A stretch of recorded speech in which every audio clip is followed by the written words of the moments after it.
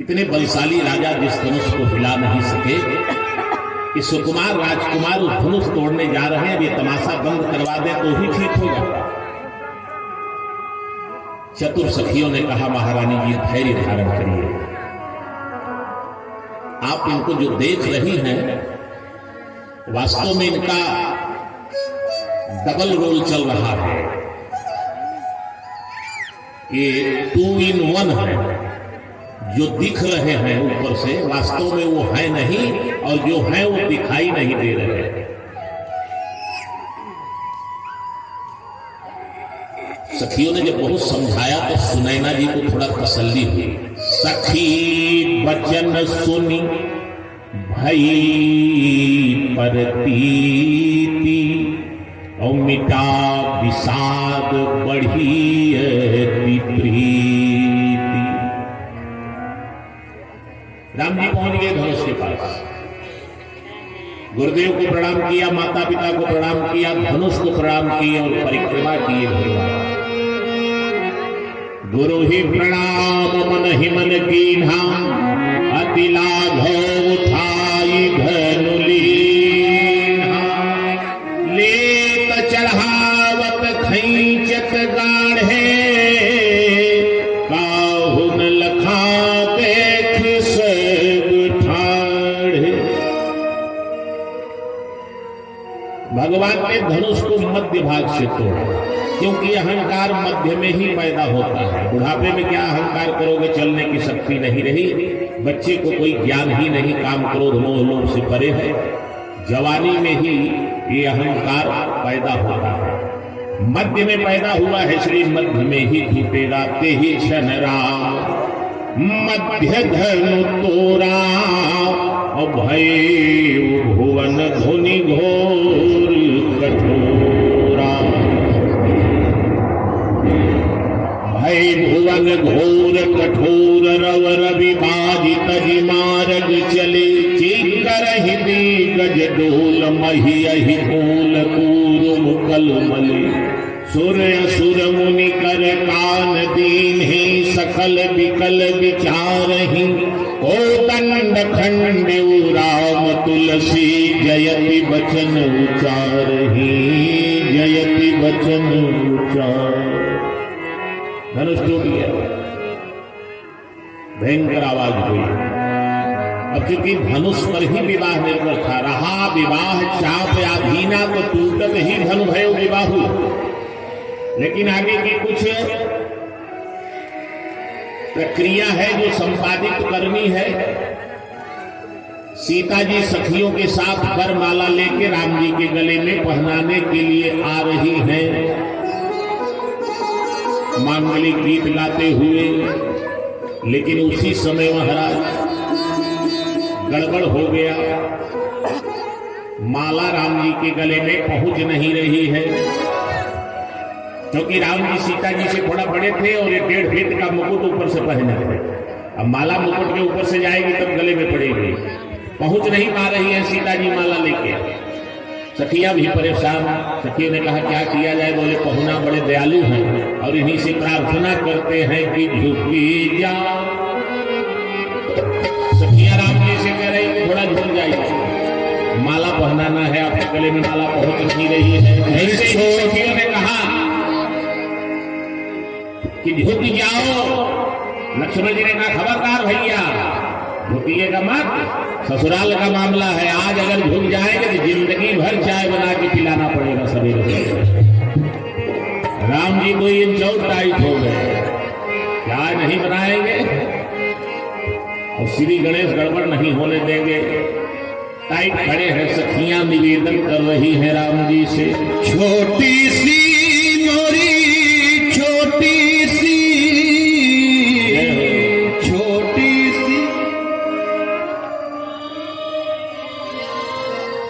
झुकी जइयो ललने के बाद, किशोरी मोरी छोटी सी झुकी जइयो ललने के बाद, किशोरी मोरी छोटी सी झुकी जइयो ललने के बाद, किशोरी मोरी छोटी सी झुकी जइयो।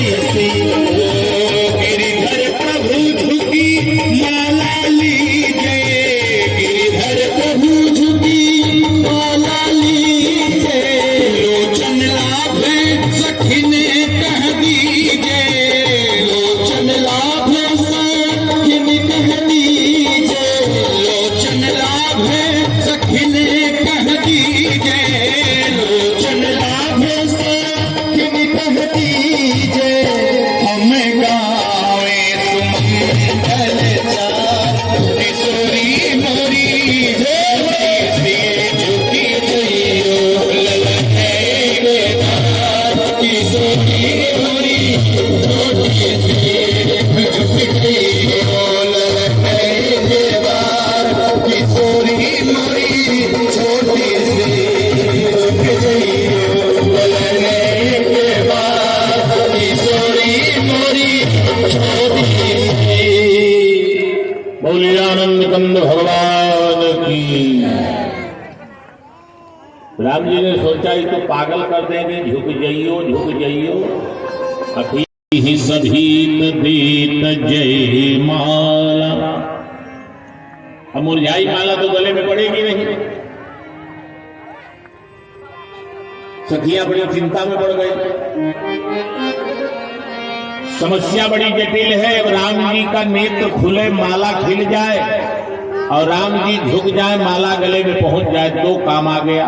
नारद जी आए, अब दो में एक काम आप करो, एक हम करें, जल्दी से विवाह हो जाए। लक्ष्मण जी ने कहा क्या करना है महाराज? नारद जी ने कहा एक काम तो ये कि सरकार को झुकाना है, माला गले में पहुंच जाए, और दूसरा इनका नेत्र खुल जाए जिससे ये माला खिल जाए। लक्ष्मण जी ने कहा कि नेत्र कैसे खुलेगा, ये तो प्रैक्टिकल हमारे पास नहीं है, लेकिन झुकाने वाला प्रैक्टिकल हम कई बार कर चुके थे, तो झुकाने वाला काम हम कर देंगे। वहां कैसे खोलेंगे सरकार, ये काम आप करो। नारद जी ने कहा हम हल्ला करवा दे रहे हैं किधर से भी। नारद जी पहुंच गए जहां राजा लोग बैठे थे, बहुत सारे राजा लोग, और ऐसे मूर्खतापूर्ण निर्णय उनका, 10-10 हजार राजा एक साथ मिलकर धनुष तोड़ रहे थे। खूब सहस 10 एक 12। अच्छा मान लो टूट जाता धनुष 10,000 लोगों से, विवाह किसके साथ होता? 10,000 के साथ। विवाह तो एक के साथ होना था। 10,000 राजा पहले पंचायत किए, भाई मिल के तोड़ो, और जब धनुष टूट जाएगा ना तब आपस में तलवार निकाल के युद्ध करेंगे। 9,999 राजा जब मर जाएगा, अंतिम में जो बचेगा उसी के साथ विवाह हो जाएगा। बताओ, विवाह के लिए गर्दन कटवा दे रहे हैं। अब इनसे बड़ा मूर्ख कौन होगा? नारद जी पहुंच गए, बोले क्या बात है भैया? सब बोरिया बिस्तर बांध के तैयारी कर रहे थे। नारद जी ने कहा क्या बात है? अरे बोले महाराज अब धनुष टूट गया है, अब जो तोड़ा है उसके साथ विवाह होगा, हम लोग जा रहे हैं अपने अपने स्थान जहां से आए थे। नारद जी ने कहा बेवकूफे होगा, अब भाई अंतिम चांस। नारद जी ने कहा हाँ, धनुष तोड़ दिए तो उससे कोई फर्क नहीं पड़ता है, यथा स्थिति बरकरार, इसलिए आर्डर लेके हम आए हैं। तुम लोग मिल के अपनी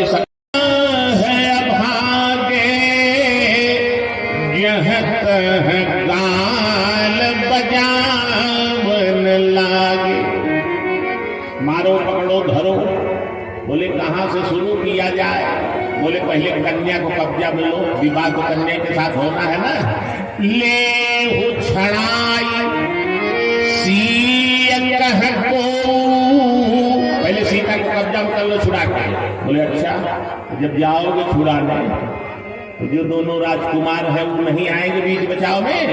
बोले आते हैं तो उनका भी इलाज कर दो उसी समय। क्या? बोले ले हो छड़ाई सीता को, अब हरी बांधो निपबालक दो।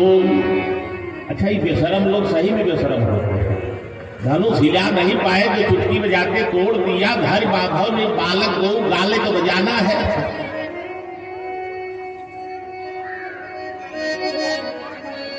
अच्छा जो थोड़ा दिमागी थे वो मूर्खों के बीच में थोड़ा कम स्पीड हिला था। एक खड़ा हुआ, बोला भाई देखो एक आशंका हमको और है। बोले वो कहा? बोले अब नियम के हिसाब से वो जनक के दामाद भी हो गए हैं धनुषवा टूटने के बाद, समझ रहे हो ना? तो हो सकता है कि दामाद की रक्षा में जनकौ जी सेना लेके आ जाए तब। बोले तब कहा? जाओ विदेह कछु करई सहाई,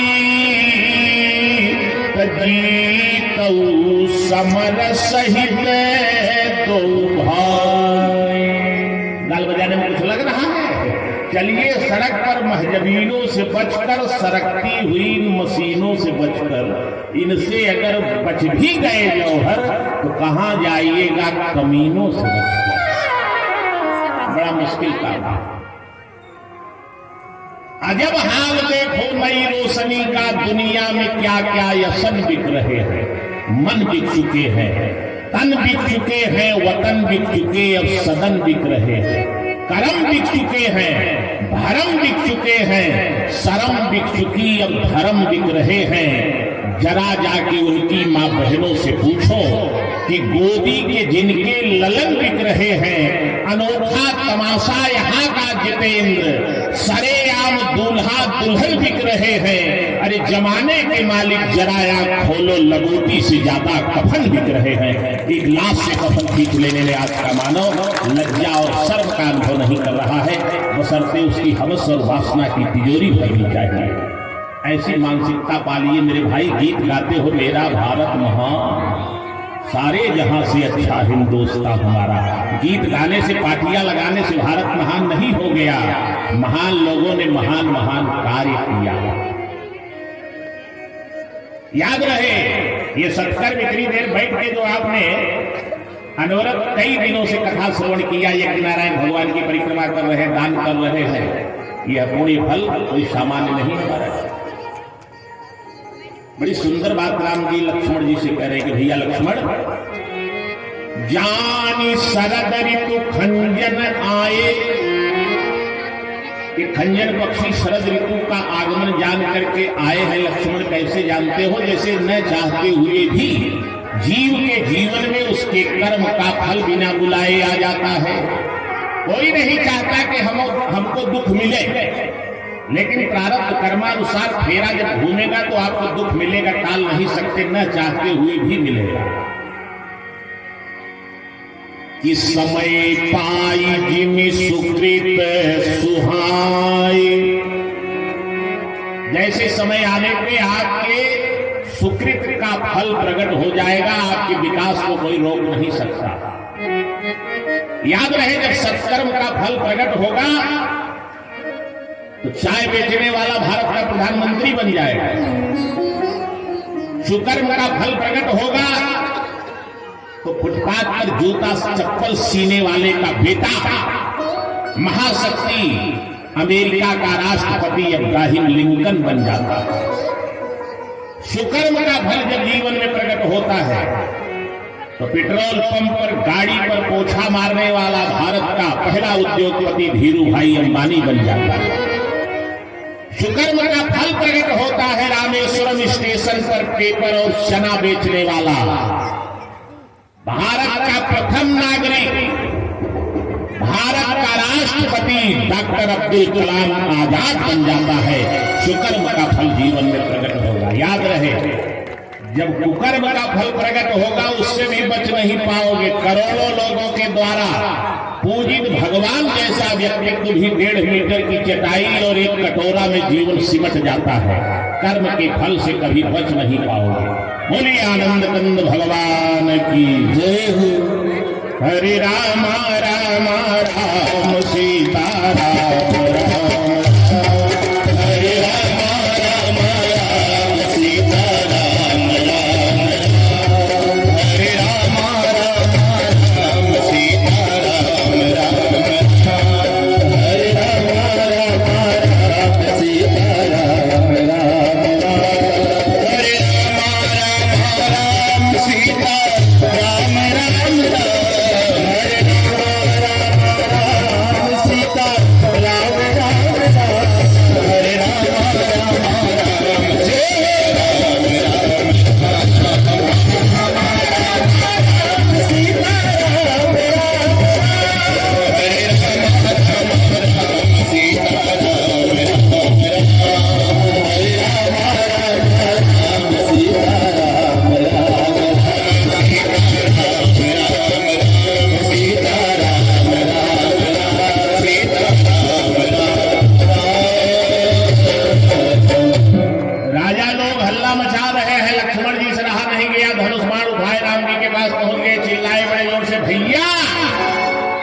मंत्र जाप कर रहे हैं, नेत्र बंद करके राजा लोग युद्ध की चुनौती दे रहे हैं, धरो पाक पकड़ो मारो, आपके चरणों की सौगंध आदेश दीजिए, एक ही बाण में सारे राजाओं का यमपुरी का टिकट बना देते हैं। बारात आए थे, इन सब की कुर्सी वर्सी कर दे। राम जी ने कहा लक्ष्मण शांत हो जाओ, शांत हो जाओ, काहे के लिए बाण खराब करोगे? 10 मिनट के बाद लक्ष्मण टाइम बम फूटने वाला है, अभी जितने राजा हैं सब बेहोश होकर गिर जाएंगे, तुम्हें कुछ करने की जरूरत नहीं, चुपचाप बैठो। और ठीक 10 मिनट जैसे ही बीता महाराज मंदराचल पर्वत से, महेंद्र पर्वत से चल करके वो टाइम बम आया और जनकपुर में फूट गया। कितने ही अवसरी सुनी शिव धनु भंगा, अवसर सुनी शिव धनु भंगा, अवसर सुनी शिव धनु भंगा, अवसर सुनी शिव धनु भंगा, आए बिल्कुल कमल भंगा, आए बिल्कुल कमल भंगा, आए बिल्कुल कमल भंगा। श्री राम जय राम जय जय राम जी, श्री राम जय राम जय जय राम, श्री राम जय राम जय जय राम जी, श्री राम जय जय राम जी, जय जय भीम हर हनुमान जी, जय जय भीम हर हनुमान जी, जय जय भीम हर हनुमान जी, जय जय भीम हर हनुमान। बोलिए आनंद कंद भगवान की जय हो। कुछ राजाओं ने कहा चलो चल के बता देते हैं कि बाबा हम नहीं तोड़े, सवरका तोड़ा है। तो समझदार राजाओं ने कहा सुनो उधर मत जाओ, जाओगे बताने कि सवरका तोड़ा है तो उसका भैया जो गोरका देख रहा है तुमको वही पकड़ के तोड़ देगा। तब क्या करोगे? वही है सो राम रची राखा, छोड़ दो भगवान के ऊपर। आप सभी लोग भगवान के विवाह उत्सव में यथाशक्ति माताएं जो भी लाई है वस्त्र वगैरह, रुपया पैसा, दान दक्षिणा जो भी परमात्मा ने दिया है भगवान को समर्पित करें और सबके मंगल कामना के लिए आशीर्वाद प्रदान करता हूँ। क्योंकि समय की अपनी एक मर्यादा है और समय की सीमा तो हो ही नहीं, आप जान रहे हैं। आपकी भी व्यवस्था है और मेरी भी है, जाना है लोगों को दूर दराज, इसलिए अधिक आपके धैर्य की परीक्षा नहीं लेंगे। शेष चर्चा कल के प्रसंग में निवेदन करूंगा। आइए सभी लोग बैठे रहे, अभी कहीं भागने की जरूरत नहीं है। भगवान का विवाह उत्सव भी जनकपुर में चल ही रहा है, कई दिनों तक चलेगा, बहुत दिन तक बारात टिकी थी। तो अभी तो परशुराम जी आए हुए हैं, उनका वाद संवाद विवाद सफल होगा। 18 अध्याय गीता का मूल उद्देश्य केवल एक ही था, एक क्षत्रिय जबरदस्ती ब्राह्मण बनने जा रहा था। तो भगवान श्री कृष्ण ने 18 अध्याय गीता सुना के क्षत्रिय को ब्राह्मण बनने से रोका और युद्ध के लिए अस्त्र शस्त्र लेके खड़ा कर दिया। अर्जुन को नष्टो मोह स्मृतिर्लब्ध्वा तत्प्रसादेन मया च्युतः स्थितो अस्मि गत संदेह करिष्ये वचनं तव। ये सर्वांग समर्पण है, बात जो कहेंगे मैं वही करूंगा। तो 18 अध्याय गीता का अंतिम निष्कर्ष यही था कि क्षत्रिय को ब्राह्मण बनने से रोका। भगवान ने क्षत्रिय धर्म में नियुक्त किया युद्ध करने के लिए। स्वधर्मो निधनो से श्रेय पर धर्मो भयावह। और 18 दोहे में परशुराम लक्ष्मण विवाद लिखा गया है। इसका भी अंतिम परिणय यही है कि एक पंडित जी जबरदस्ती बाबू साहब कर रहे थे। समर यज्ञ बहुकोटि तीने, चंडी यज्ञ नहीं करवाते थे, समर यज्ञ सिर काट के आओ। भगवान ने उस 18 दोहे के विवाद में पंडित जी को क्षत्रिय बनने से रोका और तपस्या करने के लिए जंगल में भेज दिया। जो अभी भृगुवंश की जयकार कर रहे थे वो रघुवंश की जयकार करने लगे। जय रघुवंश बनज बन भानु, अब भृगुकुल गए उपन ही तप हेतु। तब तपस्या करने के लिए परशुराम जी जंगल चले गए। 18 दोहे के इस संवाद का भी अंतिम यही निष्कर्ष है। शेष चर्चा कल के प्रसंग में। आइए समय सीमा की परिधि में वेद प्रकाश वाणी जी मुस्कुराइए, मंद मंद करीब चले आइए। बोलिए आनंद कुंद भगवान की जय।